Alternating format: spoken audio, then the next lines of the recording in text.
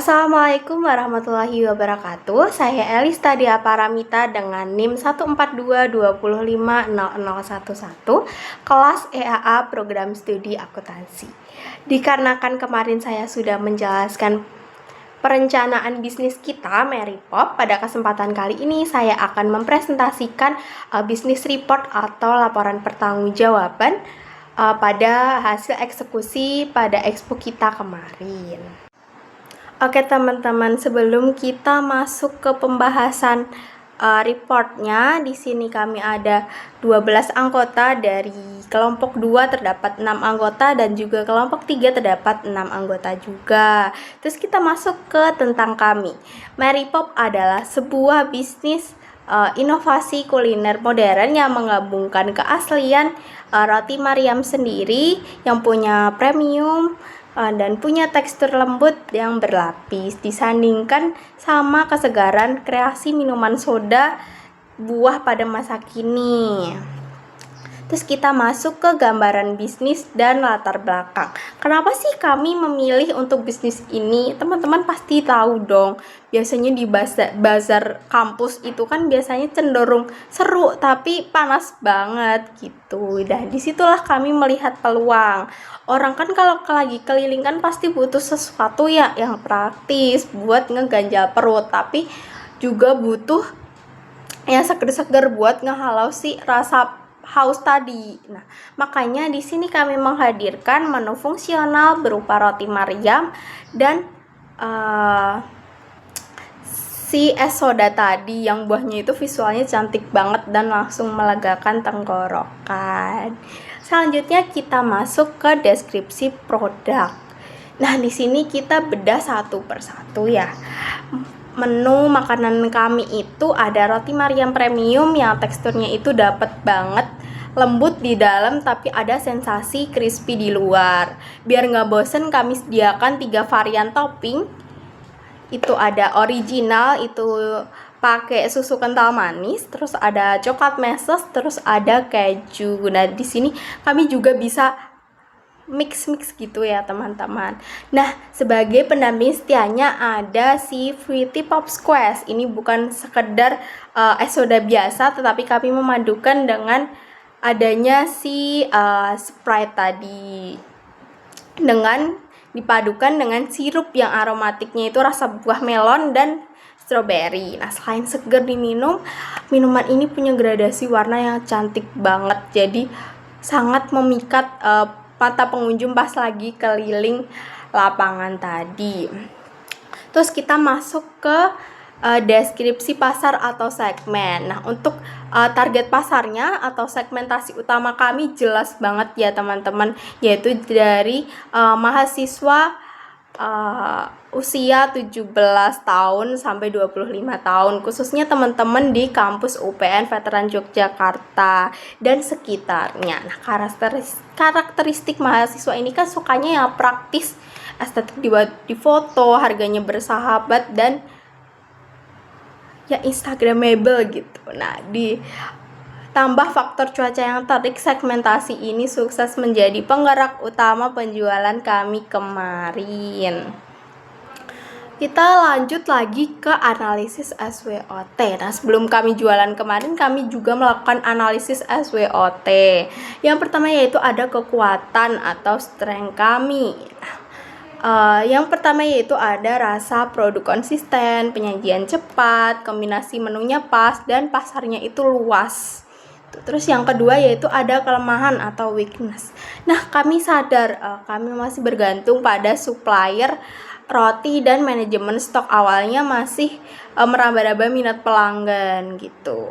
Yang kedua yaitu ada peluang. Nah, peluang kami kedepannya itu kita bisa berinovasi, memiliki varian yang asin-asin gitu, atau bahkan kita bisa menjadi reseller dari frozen food itu sendiri. Soalnya karena kita ambil roti Mariamnya itu dari frozen food teman-teman. Nah, yang terakhir yaitu ada ancaman atau threat. Nah, threatnya ini adalah resiko bahan baku dari pemasok itu naik dan munculnya kompetitor dengan supplier yang sama. Alhamdulillahnya kemarin hanya kita yang menjual roti Mariam ini. Yang selanjutnya yaitu ada model bisnis model canvas dan value proposition. Nah, secara singkat lewat BMC dan VPC ini, keunggulan utama booth kami adalah segar dan kenyang dalam satu booth. Nah, efisien waktu banget kan buat konsumen yang males antri lama gitu di cuaca yang panas tadi. Nah, dengan tim besar kita yang berisi 12 orang itu, yang tugasnya itu sudah dibagi rapi nih, kami bisa memberikan personal asisten yang ramah dan menekan waktu antrian sampai di bawah 3 menit per orang. Terus proses masak yang langsung di tempat atau onset juga menghasilkan aroma panggangan roti yang secara tidak langsung tuh menjadi marketing gratis buat narik pengunjung buat ke stand kami. Yang selanjutnya yaitu ada realisasi operasional dan organisasi. Masuk ke bagian operasional, eksekusi lapangan kami itu dilakukan di lapangan softball, lapangan Veteran Yogyakarta, UPN Veteran Yogyakarta, dari jam 7 pagi sampai jam 1 siang kemarin. Kami menerapkan beberapa landasan teori manajemen operasi, yang salah satunya itu just in time atau JIT. Jadi rotinya itu baru dimasak atau dipanggang pas ada pesanan biar kualitasnya itu tetap hangat dan crispy dan meminimalisir food waste. Nah, alur kerjanya itu kami bagi menjadi 6 tahapan ini. Yang pertama itu ada pengadaan dan inventaris, restocking harian dengan memakai cooler box di isolasi tinggi biar es batunya itu tetap aman. Terus yang kedua ada produksi, kita melakukan fresh match on demand. Terus kita yang ketiga penyusunan topping, yaitu menggunakan sistem section, yaitu ada yang khusus memanggang, ada yang khusus meracik minuman dan mengemas gitu. Terus yang keempat ada pengemasan. Nah, kita memakai food grade paper yang berventilasi baik supaya rotinya itu nggak cepet lembek. Terus cupnya itu juga plastik estetik untuk soda gitu loh, jadi kayak bening gitu teman-teman. Terus yang kelima yaitu ada distribusi. Dah penyerahan instan itu ada di counter depan. Kami juga melayani pembayaran cashless via kris gitu. Terus yang keempat yaitu ada sanitasi atau pembersihan ya teman-teman. Area kerja dibersihkan berkala setiap 2 jam sekali. Selanjutnya yaitu ada realisasi organisasi. Ini dia struktur dari 12 tim orang kami, dipimpin dengan Hana Azizah selaku ketua. Lalu di bagian finansial itu ada Rayana Erni dan dibantu dengan saya Elista Dea Paramita sebagai keuangan asisten yang mendata setiap transaksi gitu. Terus untuk divisi pemasaran dipegang oleh Darren dan produksi dikomandoi oleh Fatimatus Zahra dan operasional oleh Farista Asila, yang masing-masing disokong oleh asisten divisi yang luar biasa teman-teman. Terus yang selanjutnya yaitu ada pemasaran. Nah, strategi pemasaran kami itu menerapkan sistem konsep bauran 4P. Yang pertama yaitu ada produk. Produknya ada roti Maryam dan es soda. Terus yang kedua yaitu ada price atau harga. Nah, price-nya sendiri sangat kantong mahasiswa banget, yaitu Maryam 10.000 dan es soda 12.000. Yang ketiga yaitu ada place atau tempat. Nah, lewat sistem open PO, beberapa hari sebelum acara expo tadi, kita melakukan PO di WhatsApp dan Instagram. Kita juga melakukan penjualan langsung di stand expo juga. Terus yang keempat atau yang terakhir yaitu ada promotion atau pemasaran gitu. Kita bikin video promosi kreatif di TikTok sehari sebelum hari H dan memanfaatkan koneksi Instagram story dari 12 anggota kami, serta melakukan promosi lisan terhadap teman-teman gitu, ke dosen juga dan mahasiswa di lokasi bahkan di sebelum acara gitu. Nah, selanjutnya kita masuk ke realisasi keuangan. Nah, di bagian ini guys, kita paling seneng. Soalnya kita awalnya patungan di Mandiri di 50.000 per orang dan terkumpul modal awal 600.000. Nah, proyeksi awal kami itu sebenarnya cuma menargetkan omset sekitar 570.000 dari 60 pieces produk, tapi realisasinya benar-benar melonjak gede banget. Nah, di sini total produk yang terjual kami ada 70 porsi roti Mariam dan 40 porsi es soda. Itu sudah termasuk 3 bundling ya.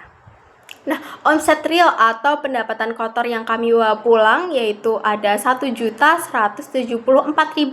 alias naik 106 dari proyeksi awal kami.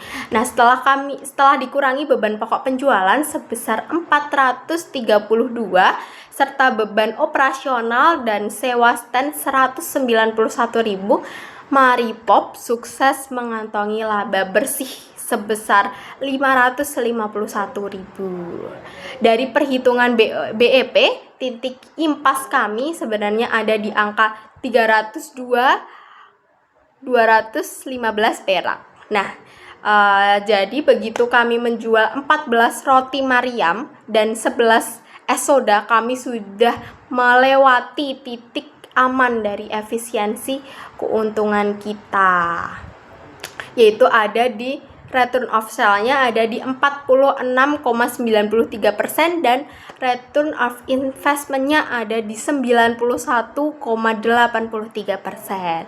Nah, modal awal kami ini balik hampir 2 kali lipat, sehingga saat kami pembagian kas akhir, setiap anggota dapat pengembalian modal plus bagi laba total 1.917.000 per orang. Yang selanjutnya yaitu ada resiko dan keberlanjutan. Realisasi kegiatan dan analisis resiko ini tentu saja di lapangan kita nggak selalu mulus ya, dan ada beberapa resiko real yang kami hadapi dan langsung kami mitigasi. Yang pertama yaitu kita kekurangan stok, karena pembeli itu sangat membludak teman-teman. Jadi stok kita habis sebelum expo selesai. Untungnya tim kami itu cepat bergerak langsung untuk belanja bahan tambahan ke toko grosir terdekat gitu. Yang kedua yaitu ada cuaca terik. Nah, cuaca terik ini bikin antrian area gerah dan cepet banget es itu mencair teman-teman. Jadi solusinya kami pasang payung teduh buat keamanan antrian konsumen dan es batu disimpan rapat di wadah isolasi yang tinggi. Terus yaitu yang ketiga itu ada standnya sempit. Nah, biar nggak sumpek di dalam satu stand kami pakai sistem shift kerja. Ada yang di depan melayani, ada yang di samping, ada yang istirahat di luar. Terus jadi ruang geraknya itu jadi aman dan pelayanannya itu kan jadi cepet gitu. Yang selanjutnya yaitu ada analisis keberlanjutannya. Nah, melihat dari evaluasi komprehensif tadi, status rekomendasi akhir dari bisnis Maripop ini sangat layak untuk dilanjutkan. Masalah kami kemarin itu bukan hanya produk nggak laku, tapi justru kekurangan stok akibat permintaan dari pasar itu sangat tinggi. Ini adalah indikator terbaik kalau produk kami itu punya produk market fit yang kuat. Nah, hambatan operasional kemarin adalah modal data yang sangat mahal untuk perbaikan untuk kedepannya. Nah, rencana aksi kedepannya kalau ini bisnis ini berjalan permanen adalah merekonstruksi rantai pasok dengan safety stock sebesar 30%, mencari outlet minimal ukuran 3 x 3 meter agar ekonomis, serta membakukan SOP kerja tim. Yang selanjutnya yaitu ada dokumentasi. Dari yang paling kiri itu kita sedang mempersiapkan pesanan, yang paling tengah itu dari foto tim kita, terus yang paling kanan itu kita setelah expo ya teman-teman. Jadi udah packing untuk dibawa pulang semua, yaitu ada pesan-pesanan dari COD teman-teman. Terus sekian dari saya, terima kasih, atas kurangnya mohon maaf. Wassalamualaikum warahmatullahi wabarakatuh.